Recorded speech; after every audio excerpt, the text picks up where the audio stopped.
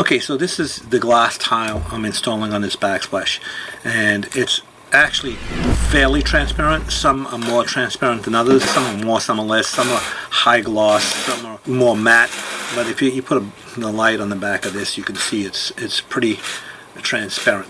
So what that means, you want to make sure that you don't see the ridges of the thinset under the tile. Now this one here, this particular tile here is not going to be quite as critical, but some of them are clearer than this one.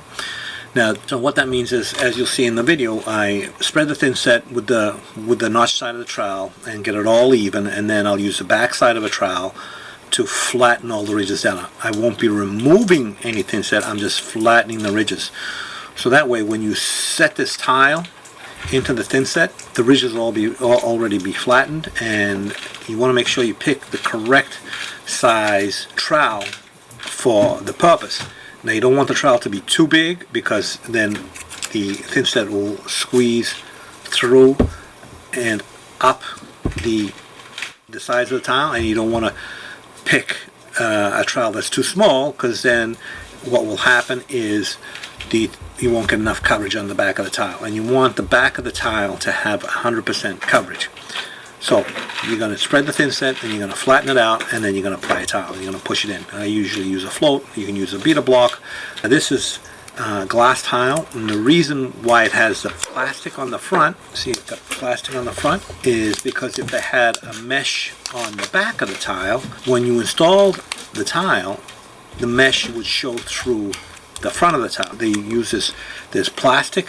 In this case it's plastic. Sometimes it'll be paper faced. It'll have like a brown paper on it to hold all the tiles together. And this one is stuck so well that I actually had to wait the next day to peel it off. I tried to peel it off after I'd installed it, and it was just starting to pull the tile off the wall. So I waited for the next day. If it was a paper faced mosaic tile, then you would need to take it off shortly after you set it. Maybe 10 or 15 minutes later you would wet the paper down and take it off, and it usually comes off very easily. And the reason you do more of that on that type of paper face tile is because you can't see the tile, and you don't know if any thinset is squeezed through. The tiles are aligned. With this plastic you can actually see what's underneath. You also want to make sure you use a high polymer content thinset mortar. What does that mean? The thinset has a very good bonding ability, so you want to make sure you use that type of thinset.